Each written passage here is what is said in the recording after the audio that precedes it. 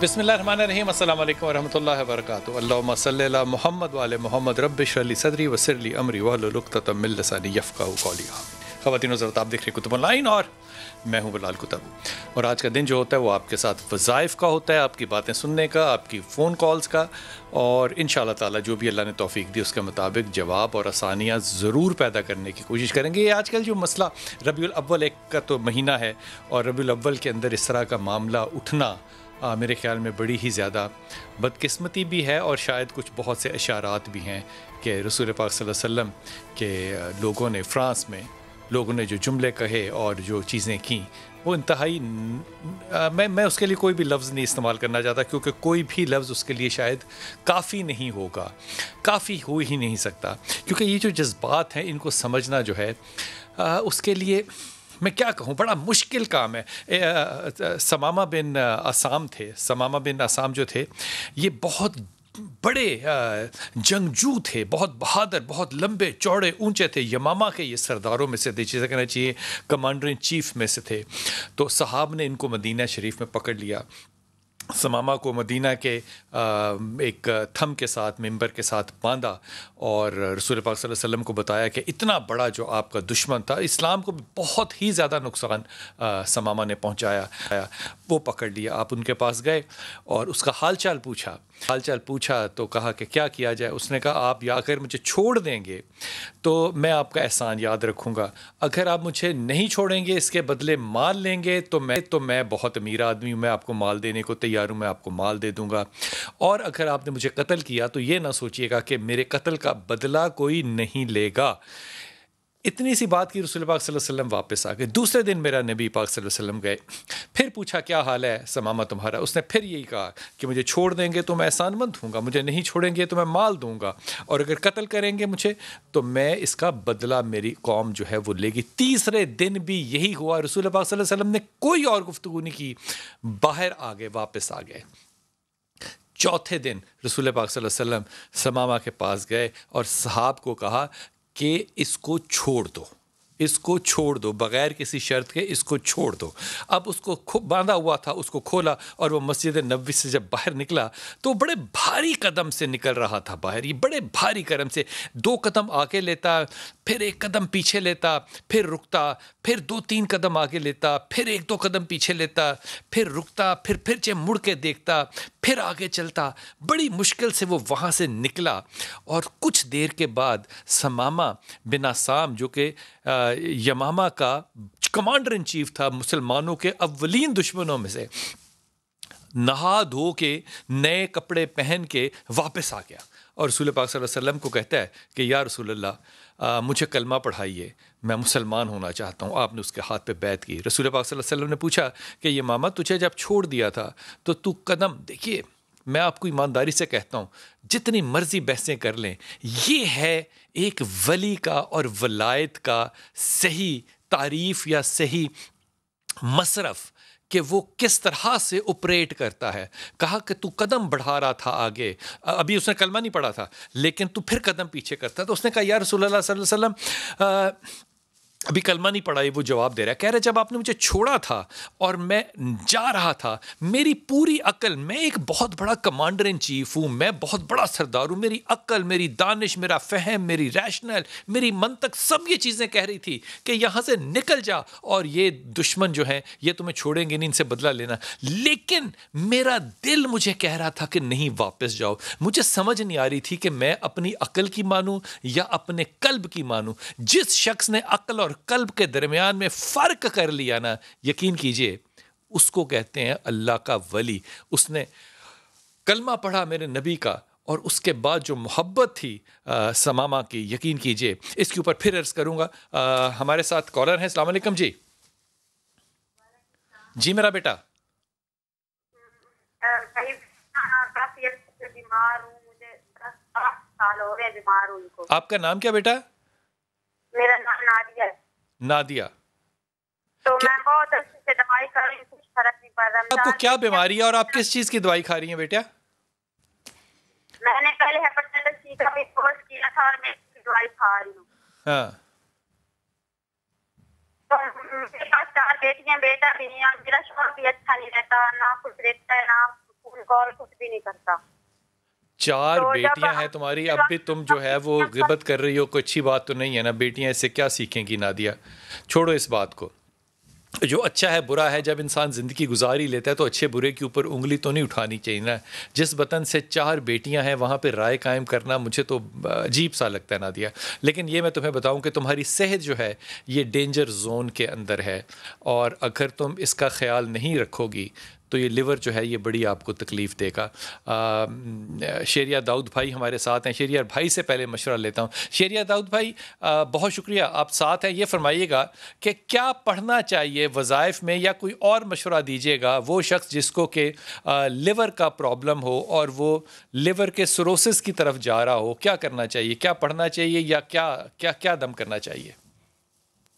बिस्मिल्लाहिर्रहमानिर्रहीम। बहुत शुक्रिया बिलाल भाई, आपने मुझे लाइन पर दिया और अपने प्रोग्राम में आपने इतनी अच्छी बातें की कि दिल को बड़ा तक़वियत मिली, ईमान को, अल्हम्दुलिल्लाह। तो ये बहन का जो मामला है, इनको जो है चाहिए कि ये जो इनकी बीमारी है इसके लिए ये जो वइज़ा मरीज़तु फहुव यशफीन, वइज़ा मरीज़तु फहुव यशफीन, ये हर नमाज के बाद 11 मरतबा पढ़ के अपने ऊपर भी दम कर लिया करें, पानी पे भी दम करके पी लिया करें।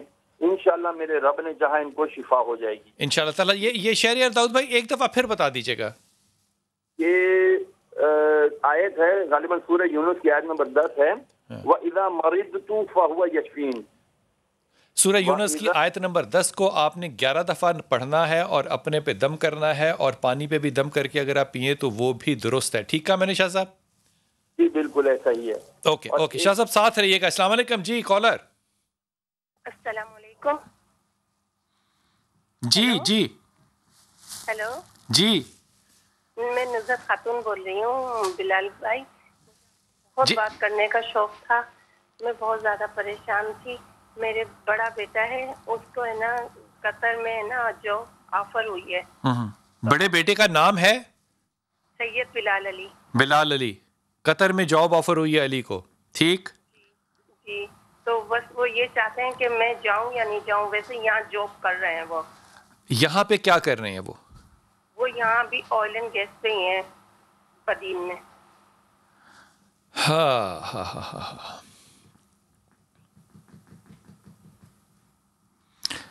अच्छा, मेरे ख्याल में तो उसको जाना चाहिए, और उसे कहिए कि वो जाने के लिए तैयारी करे और सूरह इखलास कुल हुवल्लाहु अहद जो है इसको पढ़ा करे। अल्लाह ताला इसको वहाँ पे बहुत रिस्क देगा इंशाअल्लाह ताला। लेकिन जंप जो है ना, इकोनॉमिकल जंप जो है, बुनियादी तौर पे मेरा फ़ैसला उसके ऊपर है, क्योंकि इकोनॉमिकल जंप बहुत ज़्यादा है, इसलिए इसको ये चॉइस जो है ना वो लेनी चाहिए। शेरिया शाह साहब, रिस्क के लिए अमूमी तौर पर आप क्या वजीफ़ा देते हैं किसी को पढ़ने के लिए कि रिस्क के अंदर इजाफा हो, रिस्क के अंदर बरक़ात हों? मैं पहले एक तस्हीह कर लूँ, करेक्शन कर लूँ। मैंने जो ये आयत बताई थी ना, वइज़ा मरीज़तु फहुव यशफीन, ये 25वें पारे की सूरा नंबर शूरा है, सूरा अश-शूरा, इसकी आयत नंबर 80 है। ये जो बहन को पहले बताया था ना हमने, जी जी, तबीयत की बेहतरी के लिए, तो वो सूरह शूरा की आयत नंबर 80 है। सूरह शूरा की आयत नंबर 80 है। 11 मरतबा पढ़ के पानी पे दम और अपने ऊपर भी दम करें, इंशाल्लाह इनकी ये बीमारी इंशाल्लाह सही हो जाएगी। दुरुस्त, अच्छा किया जी। रिज़्क के लिए सूरह कुरान मजीद की आयत है, यही सूरह शूरा है, इसकी आयत नंबर 19 है। अल्लाहु लतीफुम बिइबादिही यर्ज़ुकु मन यशाउ व हुवल क़वियुल अज़ीज़। रिज़्क के लिए ये फजर की नमाज के बाद 101 मरतबा पढ़ लें तो इंशाल्लाह इनका रिज़्क ऐसे इंशाल्लाह इनकी तरफ आएगा कि ये इंशाल्लाह बहुत शुक्र भी अदा करेंगी। और रिज़्क के लिए आपको पता है बिलाल भाई, जितना शुक्र अदा करेंगे अल्लाह का वादा है, नेमतें उतनी ज्यादा अता फरमाएगा। बड़ी अच्छी बात की शेरियार भाई, बड़ी अच्छी बात की। जितना शुक्र अदा करेंगे, इसलिए इमाम अली करम अल्लाह कहते हैं कि इस्तग़फ़ार पढ़ा करें, इससे रिज़्क बढ़ता है। सोबी अस्सलाम वालेकुम। वालेकुम अस्सलाम। जी मेरा बेटा। जी मैं सोबिया बात कर रही हूँ पेशावर से। मेरा क्वेश्चन ये है कि मैं काफ़ी अर्से से जॉबलेस हूँ, और अगर मेरी जो है वो कहीं जॉब लग भी जाती है, 6 या 7 मंथ्स लगते हैं, तो फिर उसके बाद वो मुझे टर्मिनेट कर देते हैं। और मैंने बहुत ज़्यादा जगहों पे अप्लाई किया, हर जगह पे मैं मेरिट पर आ जाती हूँ, टॉप 10 में मेरा नाम आता है, लेकिन फिर मुझे इंटरव्यू के लिए कहीं से भी। आप किस तरह की जॉब तलाश कर रही हैं? میں جو ہوں وہ پہلے ٹیچنگ لائن میں تھی، کیونکہ ٹیچنگ نہیں، جو ہے آپ کی وہ لائن تو ٹیچنگ تھی، آپ کی تعلیم کتنی ہے؟ میں نے جو ہے وہ ماسٹر کیا ہوا اکنامکس میں، اور اس کے علاوہ میرے پاس سرٹیفکیشنز بھی ہیں کمیونیکیشن کے اور کمپیوٹر اسکلز کے وغیرہ کے نا۔ اچھا، ان سرٹیفکیشنز کے نا، کمیونیکیشن وغیرہ کے، ان کا تو کوئی فائدہ نہیں ہوتا، کیونکہ یہ کسی بھی طرح سے ان کو اسیس نہیں کیا جا سکتا انلیس کہ مائکروسافٹ کی آپ کے پاس سرٹیفکیشن ہو یا ہو۔ یہ باقی چیزیں جو ہیں یہ فضول ترین ہوتی ہیں، اس لیے ان کو اپنی زندگی کا روگ نہ بنانا۔ یہ اچھی طرح کر لیتی ہو ٹھیک ہے، لیکن بنیادی طور پہ اکنامکس کے بعد میرے خیال کے اندر آپ کو یا تو پبلک سروس کر لینا چاہیے تھا، آپ نے کیوں نہیں کیا؟ اس کی کیا وجہ ہے؟ یہ اس کی یہی وجہ ہے کہ ایک تو فائنینشیل کرائسس، پبلک سروس کرنے سے کرائسس کا کیا تعلق ہے؟ یعنی کہ پبلک سروس میں یعنی کہ تیاری تو کرنی پڑتی ہے، اور پھر اس کے بعد جو ہے وہ بکس وغیرہ لینی پڑتی ہیں، ایک پراپر ٹائم دینا پڑتا ہے، اکیڈمیز وغیرہ جوائن کرنی پڑتی ہیں، اور کسی یعنی کہ گائیڈ لائن وغیرہ لینی پڑتی ہے، اور ان سب کے جو ہے وہ کرنے کے لیے جو ہے وہ میرے اچھا، یہ جب یہ اکیڈمیاں تھیں نہیں تو لوگ تب پبلک سروس اور سی ایس ایس کیسے کرتے تھے؟ تب شاید کرائٹیریا کچھ کم ہوتا تھا، یا پھر جو ہے وہ میتھڈ آف یعنی کہ ٹیسٹ جو ہے وہ کچھ اور ہوتا تھا، یا پھر ان کا اپنا انر سیلف کا ٹیلنٹ ہوتا تھا، تو شاید وہ جو ہے وہ کر لیتے تھے۔ اور موسٹلی تو میں نے جتنا بھی دیکھا ایم اے اکنامکس کرنے کے بعد میری پیاری بیٹی، یقین کرو کہ جو زبان ہے نا، خاص طور پہ یہ میں بات جو ہے نا یہ طنزاً نہیں کہہ رہا، یہ میں حقیقتاً کہہ رہا ہوں، بڑا ہونے کی نہیں ایسی ہے، ایک استاد ہونے کی حیثیت سے کہہ رہا ہوں، لفظوں کا چناؤ انگریزی کا صحیح کرتے ہیں، ورنہ انگریزی بولنی نہیں چاہیے، پہلی بات تو یہ، کیونکہ آپ ٹیچنگ لائن میں ہیں، جب آپ غلط لفظ کا چناؤ غلط جگہ پہ کریں گے تو ظاہر ہے آپ کا انٹرویو کہاں جائے گا۔ میں یہ تمام بچوں سے کہہ رہا ہوں کہ اردو زبان میں کوئی برائی مجھے تو آج تک سمجھ نہیں آئی، خوبصورت ترین ہے جس میں بھی کرنا چاہیں، لیکن یہ جو میرٹ پہ آپ کو نہیں رکھنا یہ پوٹینشل کی بات ہے، پہلی بات تو یہ۔ لیکن ایمانداری سے تمہیں کہہ رہا ہوں کہ تھوڑا سا توجہ اپنی قابلیت پہ تم نے دینی ہے، اور کرب کم کرنا ہے، کرب سے مراد ہوتا ہے کڑنا کم ہے۔ میرا اب بھی خیال ہے کہ تمہیں یونیورسٹی کے اندر ٹیچنگ میں ایڈ ہاک کے اندر چلے جانا چاہیے، ڈیلی ویجز میں بھی چلے جانا چاہیے، کوئی فرق نہیں پڑتا، لیکن چلی جاؤ، اسکول کی ٹیچنگ میں جاؤ گی تو یہاں پہ تم فرسٹریٹڈ رہو گی۔ یونیورسٹیز بہت ہیں، پرائیویٹ سیکٹرز میں بہت ہیں، سورہ اخلاص پڑھو اور یا ذل جلال والاکرام پڑھو، دونوں چیزیں پڑھو، اپنی تربیت پہ، لہجے پہ تھوڑا سا توجہ کرو اور اپنی زبان کو پورا کنٹرول کرو، یہی ٹیچر کی سب سے بڑی پہچان اور کمیونیکیشن سکل ہے۔ جی السلام علیکم شبنم۔ السلام علیکم جی وعلیکم السلام بلال بھائی، بڑی دیر سے میں آپ سے بات کرنا چاہتا ہوں۔ سلامت رہیے، حکم کیجئے میرا بیٹا۔ بلال بھائی میں بہت پریشان ہوں، میں نے اپنے بچوں کے بارے میں پوچھنا ہے۔ سارا ملک پریشان ہے شبنم، حکم کیجئے۔ بلال بھائی میرا بڑا بیٹا ہے جس کا نام میرا بچہ تھوڑا سا اگر تم رضائی میں سے باہر نکل کے بولو تو کتنی اچھی بات ہوگی۔ بلال بھائی میرا بڑا بیٹا جس کا نام محمد نقاش ہے۔ کیا ہے؟ محمد نقاش۔ محمد نقاش تمہارا بیٹا ہے؟ جی۔ اچھا۔ اس کی شادی کے بارے میں پوچھنا، اس کے رشتے کے لیے میں جگہ جگہ بات کر رہی ہوں، اچھا، کوئی اس کا رشتہ نہیں ہو رہا۔ تو ہو جائے گا، اس میں کیا مسئلہ کیا ہے، اس میں کیا پریشانی کیا تمہیں؟ بلال بھائی میں کہتی ہوں میرے بیٹے کی شادی ہو جائے۔ اچھا اگر فرض کرو تم یہ چاہو کہ قیامت آ جائے تو اللہ کر دے؟ نہیں ہو سکتا نا، خدا نے کرنا ہے نا۔ بالکل۔ تو خدا کے معاملات کو تم خدا پہ چھوڑنا مطلب کانفیڈنٹ نہیں فیل کرتی شبنم؟ نہ ان معاملات پہ کیا پریشان ہوتے ہیں کہ میں چاہتی ہوں کہ اس کی شادی ہو جائے؟ پہلی بات تو ہے کہ چاہت اللہ کی ہے، یہ حدیث قدسی ہے، خدا کہتا ہے کہ اگر میری چاہت کو اپنی نہیں بناؤ گے تو پھر میں تمہیں تھکا دوں گا۔ یہ تھکنے والی بات جو ہے نا شبنم، یہ چوز نہیں کرتے، اس معاملے کو ڈھیلا چھوڑ دو، آیت کریمہ پڑھو اور اللہ سے دعا کرو کہ اللہ نیک نصیب کرے آنے والی کا بھی اور بیٹے کا بھی۔ بیٹے تب ہوتے ہیں جب بہویں اچھی آئیں، سو اس میں جلد بازی نہیں، صبر کے ساتھ چلو۔ اگلی بات بلال بھائی میرا دوسرا بیٹا جس کا نام محمد نعمان ہے۔ اچھا۔ 6 سال سے وہ بی کام کر کے بیٹھا ہوا ہے۔ اچھا۔ اس کو کوئی سرکاری نوکری نہیں مل رہی۔ بی کام کو کون سی سرکاری نوکری ملتی ہے میری چندہ؟ اس کو نوکری نہیں مل رہی، پرائیویٹ بھی نہیں مل رہی ہے۔ تو بی کام کو نہیں ملتی نا میری جان، کیسی باتیں کر رہی ہو بچے؟ آگے پڑھے۔ بی کام کو تو کوئی ٹائپسٹ نہیں رکھتا آج کل، بی کام تو کوئی تعلیم نہیں ہے میرے بیٹے۔ آگے پڑھتا کیوں نہیں ہے وہ؟ 6 سال ہو گئے ہیں۔ ڈیتھ ہو گئی ہے، کیوں نہیں پڑھ رہا آگے؟ وجہ سے بہت پریشان تھے، میرے میاں کی ڈیتھ ہو گئی ہے تو وہ بس آگے نہیں پڑھ سکا۔ بی کام کرنے کے بعد ایک بچہ جوان ہے، میں معافی کے ساتھ کہہ رہا ہوں، وہ اپنی تعلیم کا خود ذمہ اٹھا سکتا ہے، یہ پکی بات ہے۔ اب باپ کو تو بہانہ نہیں بنائے نا، بی کام کوئی تعلیم نہیں ہے، وہ آگے پڑھے، بی کام کے اوپر کوئی نوکری شوکری نہیں ہوتی، ساری زندگی جو ہے وہ کہاں جائے گا۔ بیٹے سے صرف ایک ہی بات کہو، اسے کہو کہ تم نے تعلیم حاصل کرنی ہے، نو میٹر واٹ، اور یہ جو غم گزاری ہے شوہر کے مر جانے کی چھوڑ دو، 40 دن ہو گئے ختم ہو گئے، 3 دن کا غم ہوتا ہے، ساری زندگی کا غم نہیں ہوتا، سب نے مرنا ہے۔ اس موت کو زندگی کا ناکامی کا باعث نہیں بناتے، خدا کے واسطے اتنا اچھا مہینہ ہے، اللہ سے اچھی دعائیں کرو، دونوں بیٹے تمہارے اچھے ہیں، تمہاری پریشانیاں اللہ دور کرے، لیکن پریشانیاں ہیں کوئی نہیں، بیٹے کو تعلیم دو، رشتے کا انتظار کرو، آیت کریمہ اور لا حول ولا قوت الا باللہ یہ پڑھا کرو خود، بچوں دونوں بیٹوں کو سورہ اخلاص دو پڑھنے کے لیے، اللہ کامیابی دے گا، اس میں کوئی عذر نہ دینا کہ انہوں نے نہیں پڑھنا فلانا، پڑھنا ہے، اللہ آگے کامیابی دے گا۔ جی السلام علیکم کراچی۔ جی السلام علیکم۔ وعلیکم السلام۔ جی مجھے اپنی بہن کے بارے میں بات کرنا تھی، اس کی شادی کا مسئلہ ہے، اسما نام ہے اس کا، شادی رشتے نہیں آتے اس کے۔ رشتے نہیں آتے اس کے؟ جی اس کی کیا نام بیٹی کا؟ ہو گئی ہے، اسما نام ہے۔ اسما کی کتنی عمر ہو گئی ہے؟ 40 ہو گئی تقریباً۔ تو میری بیٹی آپ اب خود خیال کرو، 40 میں کس طرح کے پرپوزل تم چاہتی ہو کہ آئے؟ وہ جو آئے تھے ان کو کیوں نہیں کیا؟ وہ جب 16 18 20 22 سال کی تھی تب بھی نہیں آئے؟ نہیں آئے، رشتے نہیں آئے نا اس کے۔ اس کا رشتہ ہی نہیں آیا، 18 سال 20 سال کی عمر میں رشتہ ہی نہیں آیا؟ نہیں رشتے نہیں آئے اس کے۔ میں کیا کہوں؟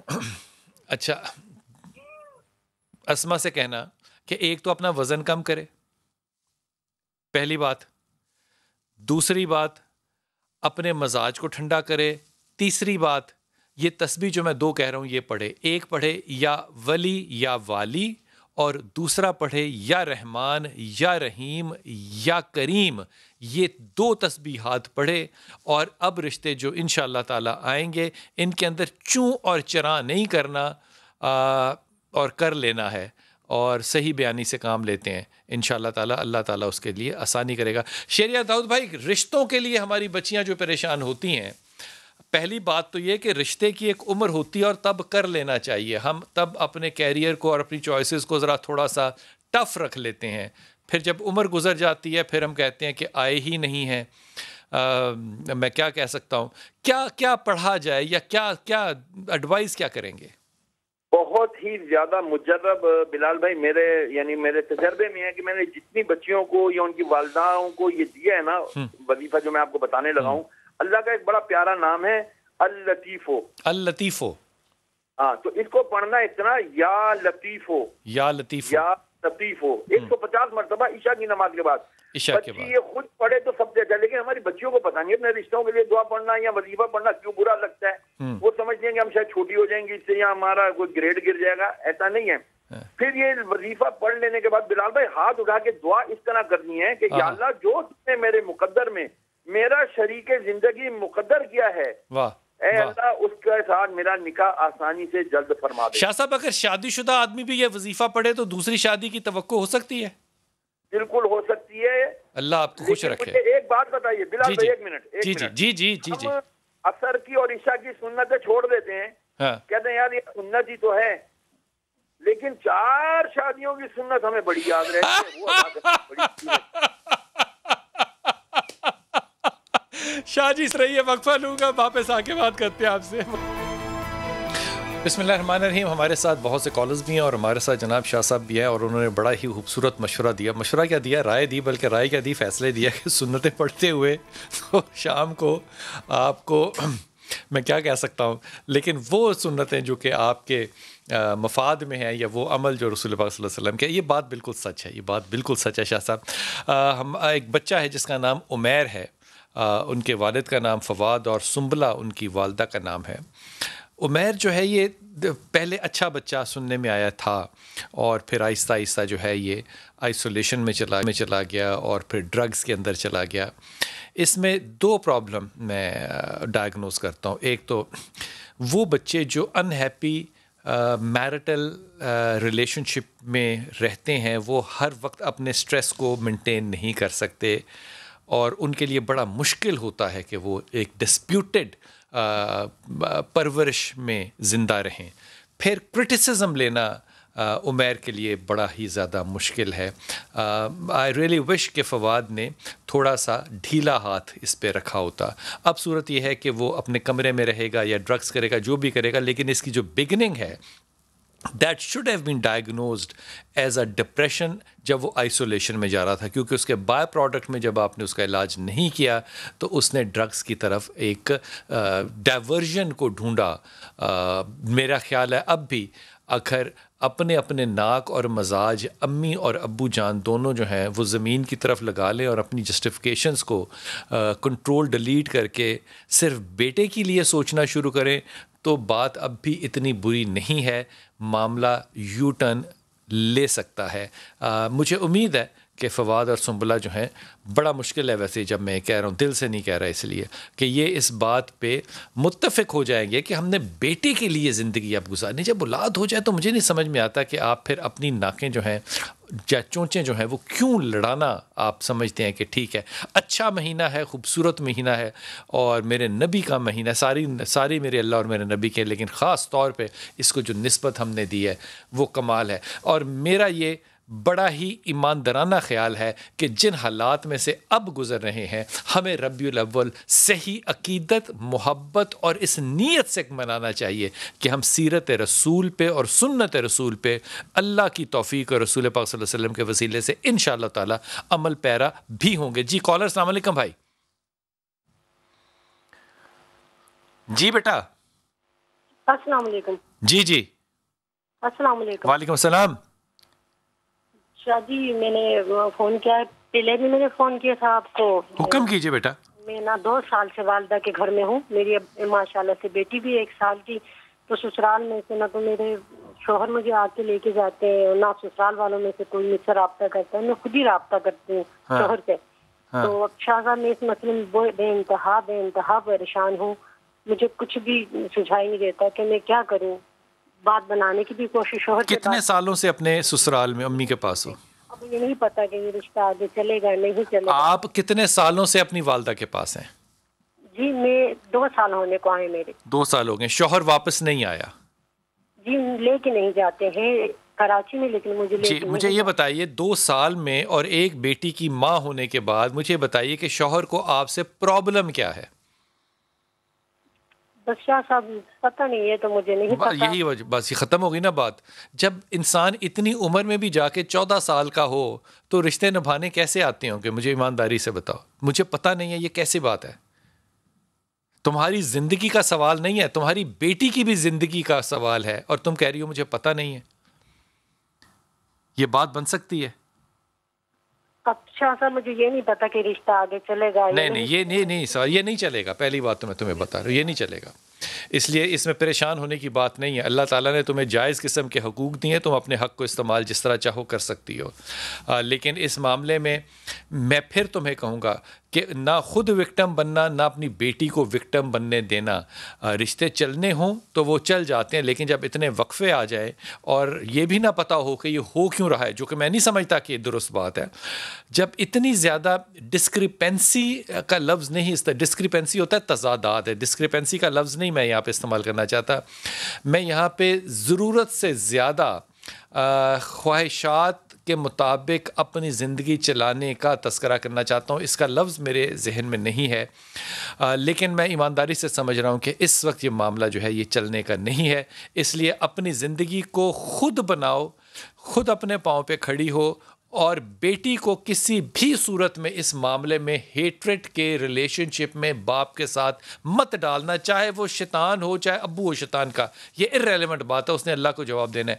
بیٹی کی تربیت کے لیے ایک نام جو اس کے باپ کا اس کے کارڈ پہ لکھا جائے گا یہ بڑا ضروری ہے۔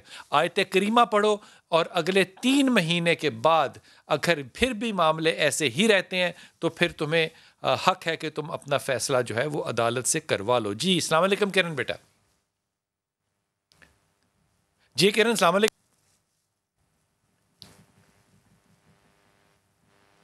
جی میرے بچے۔